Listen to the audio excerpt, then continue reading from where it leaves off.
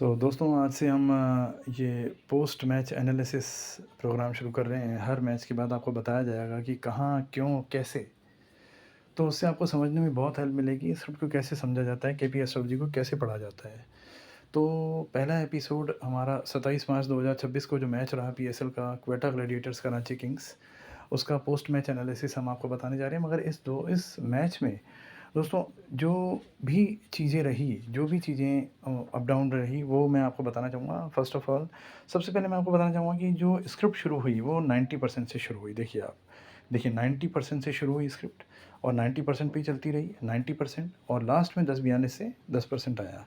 तो हमने एक बात ये आपको कही हुई है, जब भी 90% में, जब भी वी 90% है और उसमें अगर ए का इंटरफेयर होगा, विकेट आएगा, तो ए अपना टाइम गँवा देगा। देखिए जैसे 10-42 के बाद ये अपना टाइम गँवा देगा। ये ऐसा है कि अगर विकेट आया तो गँवा देगा। जो बी में ए इंटरफेयर करेगा, ए अपना टाइम कम कर देगा। दूसरा बात मैं आपको ट्रेडिंग टेबल बताऊँ, इसमें ट्रेडिंग टेबल है और इसके 2 चांसेस होते हैं किस तरीके से चलती है। तो मैं आपको बता देता हूँ दोस्तों, यहाँ पर जो किस तरीके से मैच चलता है, उससे पहले मैं आपको कुछ 90% के नॉर्म्स बताना चाहूँगा।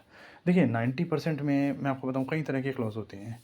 सबसे पहले स्ट्रॉन्ग बैटिंग डोमिनेशन होता है। देखिए स्ट्रॉन्ग बैटिंग डोमिनेशन में अगर 9 का रन रेट आ रहा है तो कोई दिक्कत नहीं है, वो टीम बैटिंग बन चुकी है। विकेट आ रहा है, वो इंटरफेयर है। ठीक है दोस्तों। सेकंड चांस है, अगर स्ट्रॉन्ग बॉलिंग है तो 9 का रन रेट कभी नहीं आएगा, 6 से भी नीचे रहेगा रन रेट और रेन ऑफ विकेट्स आएंगे, तो वो स्ट्रॉन्ग बॉलिंग डोमिनेशन हो गया। ये तो क्लियरेंस है। अब दूसरी बात आती है, अगर रन रेट 7 to 8, 8.5 रहता है लॉन्ग टाइम तक और विकेट्स कम आते हैं, ठीक है, तो और इनिंग उसी में ख़त्म हो जाती है। जैसे आप देखिए 20 ओवर में 170 बनता है या 171 बनता है, तो आप देखेंगे कि ये तो 9 का रन रेट भी नहीं आया और विकेट भी कम आए हैं, तो आपको सेकंड इनिंग के ओवर्स देखने पड़ेंगे 2-3। उसमें देखना पड़ेगा कि कौन फायर्स खेल रहा है। अगर वो फायर्स खेल रहा है तो ठीक है, वो जो फर्स्ट इनिंग थी वो जोन फर्स्ट बॉलिंग का था, जो फर्स्ट बैटिंग ने इंटरफेयर किया और इसीलिए वो सेकंड इनिंग में परफॉर्म कर रही है। ठीक है दोस्तों, ये कई क्लॉसेस होते हैं और अगर नहीं खेलेगी तो विकेट जाएंगे, तो ये अलग चीज़ें हैं। फोर्थ केस है, रन रेट ओके है बट दो बहुत सारे विकेट आ गए हैं।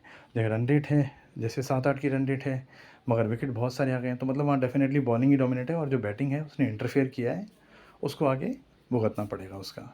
फिफ्थ केस है, हाई रन रेट है और कंटिन्यूस विकेट। ये कल था, रन रेट भी हाई थी, विकेट भी थे, तो इसमें दो केस होते हैं। रन रेट हाई रहेगी और विकेट भी ज़्यादा आएंगे, तो अगर ऑल आउट नहीं हुआ है तो फर्स्ट बैटिंग ही डोमिनेट है, और अगर ऑल आउट हो गया है तो फर्स्ट बॉलिंग डोमिनेट है, क्योंकि पूरे विकेट नहीं गिर सकते बैटिंग के टाइम के। पूरे विकेट गिर गए मतलब आप सोचो कि बॉलिंग डोमिनेट है और वो सेकंड इनिंग में बढ़िया खेलेगी, क्योंकि बैटिंग ने उसके जोन में इंटरफेयर करके 9 की रन रेट गेंद ली। इंटरफेयर क्या होता है भाई? देखिए जैसे बैटिंग का जोन चल रहा है, वो 9 की रन रेट लेनी चाहिए, मगर बॉलिंग का जोन चल रहा है, विकेट आ रहे हैं लगातार, मगर बैटिंग 9 की रन रेट पे अड़ी हुई है। तो अगर सारे विकेट चले जाते हैं मतलब बॉलिंग का ही जोन है और बैटिंग ने इंटरफेयर किया। अब सेकंड इनिंग में जब सेकंड बैट आएगी, it will play a fires inning. ठीक है, तो ये चीज़ें होती हैं। हाई आरपीओ सम विकेट्स, कुछ विकेट गिरते हैं, अगर 9 की रन रेट है मगर कुछ विकेट ही गिरते हैं, तो मतलब समझ लीजिए बैलिंग जो फर्स्ट बैटिंग है वही डोमिनेट है। अर्ली विकेट्स गिरते हैं, कुछ अर्ली विकेट्स गिर रहे हैं, मगर बाद में आरपीओ हैंडल करके 9 की रन रेट आई और 9 की रन रेट होल्ड हो गई और लास्ट में फाइनल स्कोर भी 9 की रन रेट का ही बना। तो मतलब समझ लीजिए जो अर्ली विकेट आए वो बॉलिंग का इंटरफेयर था, जोन बैटिंग का ही है। अर्ली जो फर्स्ट बॉलिंग है वो सेकंड बैटिंग में सफ़र करेगी। 7-8 का आरपीओ है, 7-8 का आरपीओ है और 7-8 विकेट्स गिर रहे हैं, तो डेफिनेटली बॉलिंग ही डोमिनेट है। तो यहाँ पर मैं आपको ये चीज़ें बता रहा हूँ क्योंकि जो मैच का जो इंटरेक्शन है वो इसी तरीके का है कल के।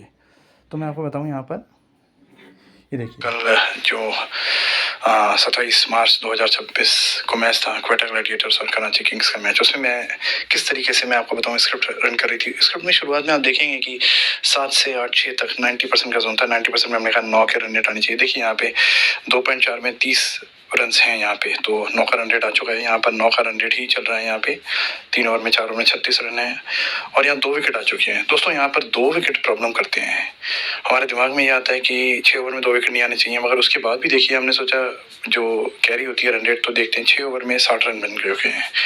तो यहाँ पर क्लियर कराची किंग्स जो है वो डोमिनेट कर रही है और बी बन चुकी है, और यहाँ पर जो ये है डोमिनेट करती है, फिर से विकेट्स। तो दोस्तों यहाँ पर बी बन चुकी थी कराची, और इस तरीके से गेम चलता है। फिर कॉन्फिडेंस लेवल की बात होती है, आप कितना कॉन्फिडेंस रखते हैं। हालांकि इसमें दोनों ही टीमें बहुत बढ़िया खेली। तो इस तरीके का जोन आप देखिए, शुरुआत में जब वो बढ़िया खेली तो जो 30% वाला नॉर्म चला, फायर्स बाउंड्रीज आई, उसके बाद बैटिंग का ही जोन चला, उसके बाद भी बैटिंग का जोन था, जो सेकंड बैटिंग भी बहुत बढ़िया खेली। तो ट्रेडिंग टेबल से आपको 3 ओवर देखने से बहुत फ़ायदा होगा दोस्तों। तो ये था मैच का एनालिसिस, और मिलते हैं कल के एपिसोड में। अगला match PSL second match, PSL third match और IPL का फर्स्ट मैच, तीनों के एपिसोड आपको कल अपलोड मिलेंगे। Thank you very much.